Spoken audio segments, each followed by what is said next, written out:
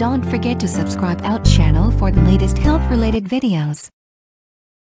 2015 में Mayo hospital के अंदर हाउस जॉब करने वाली एक लेडी डॉक्टर जब हाउस जॉब की ड्यूटी ख़त्म करके हॉस्टल वापस जा रही थी तो उसे एक टेलीफोन आया और एक शख्स आगे से बोल रहा था और उसने कहा कि जी मैं कैप्टन नबील बोल रहा हूँ और मैं मिलिट्री इंटेलिजेंस में काम करता हूँ। आपकी डॉक्टर साहबा एक इंक्वायरी हो रही है जिसके अंदर आपसे कुछ डाटा की वेरिफिकेशन की ज़रूरत है, तो अगर आपको एक SMS दौरान कॉल मौसूल हो तो आपने मुझे उस SMS में जो नंबर लिखा हुआ होगा वो मुझे ये बताना है। उस लेडी डॉक्टर को ये समझ नहीं आई कि इस तरह इंटेलिजेंस एजेंसीज या मिलिट्री इंटेलिजेंस के लोग किसी आम आदमी को फ़ोन नहीं करते और ना ही उसे कोई कोड भेजते हैं, बल्कि वो एक फ्रॉडिया था जो कि एक अपने आप को जाली मेजर या जाली कैप्टन शो करके इस तरह मुख्तलिफ लेडी डॉक्टर्स का डाटा कॉपी करने की कोशिश करता था। वो बेसिकली उस लड़की के मोबाइल फ़ोन के वाइबर अकाउंट या उसका जो कस्टमर केयर अकाउंट है यूफोन का उसको एक्सेस कर रहा था अपने डेस्कटॉप से, यानी कि डेस्कटॉप पे उसने एक वाइबर की एप्लीकेशन इंस्टॉल की हुई थी या यूफोन की एक वेबसाइट से वो एक्सेस कर रहा था उसके मोबाइल नंबर को। जब वो उसके मोबाइल नंबर को उस एप्लीकेशन में डालता था तो उस लड़की को कंपनी या वाइबर या यूफोन या जैज़ एक SMS करती थी उसके मोबाइल फ़ोन पे,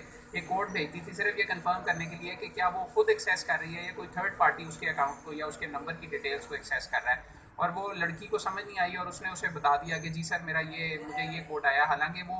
उसको कोड उस बंदे ने नहीं भेजा था, वो उस कंपनी ने भेजा था, मगर क्योंकि दौरान कॉल वो कंफ्यूज हो गई और उसने सोचा कि शायद मेरी कोई इंक्वायरी हो रही है, उस वजह से उसने वो कोड उस बंदे को बता दिया और उसने पैरेलल उसका एक अकाउंट अपने लैपटॉप पे बना लिया। उसके बाद वो उसकी सारी ट्रैफिकिंग, कॉल्स की ट्रैफिकिंग, SMS की ट्रैफिकिंग, उसकी वाइबर की ट्रैफिकिंग, जो कोई फ़ोटोज़ थी वो सारी उसने कॉपी कर ली, उसकी फ़ोन बुक कॉपी कर ली। उसके बाद उसकी वालदा को फ़ोन किया, उसको कहा कि जी आपकी बेटी मेरी दोस्त है और इसका किरदार ठीक नहीं है। किसी की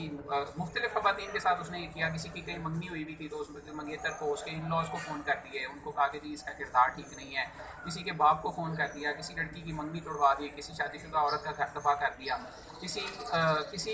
खातून का फ़ोन कॉपी किया, फ़ोन से फ़ोटोज़ कॉपी की तो उसे नज़र आया कि इसकी फ़ोटोज़ में कुछ ऐसी फ़ोटोज़ हैं जो ये अपने बाप और भाई को नहीं दिखा सकती। उन फ़ोटोज़ पे उसे ब्लैकमेल किया और उसके मुख्तलिफ औरतों से किसी से पैसे लिए, किसी से। और आप ये देखें कि ये हैकिंग का एक बहुत छोटा सा और सादा सा तरीका है, मगर ये कितना डैमेजिंग हो सकता है। इसलिए अगर आपको दौरान कॉल किसी का, पहले तो आप अननोन नंबर से फ़ोन बिल्कुल मत उठाएं और अगर आपको कोई कॉल आए और इस तरह कोई बंदा आपको किसी इंटेलिजेंस एजेंसी का नाम ले तो भी रेस्ट अश्योर्ड कि ये बंदा जालसाज है। इंटेलिजेंस एजेंसीज किसी को इस तरह टेलीफोन नहीं करती डॉक्टरों को। और प्लस ये चीज़ बहुत इंपॉर्टेंट है ये जानना कि अगर आपको इस तरह कोई बंदा आपके यूफोन का अकाउंट, आपका वाइबर का अकाउंट या कोई भी ऐसा सॉफ्टवेयर एप्लीकेशन जिसका एक डेस्कटॉप अकाउंट हो सकता है उसको रिमोटली एक्सेस कर रहा होगा तो आपको एक SMS आ सकता है किसी जगह से। आपको उसका कोड किसी को नहीं बताना ताकि आपके फ़ोन की फ़ोन बुक, आपकी फ़ोटोज़, आपकी बाकी चीज़ें कोई अपने रिमोटली अपने डेस्कटॉप पे कॉपी ना कर ले और आपकी ज़िंदगी को ज़ाब ना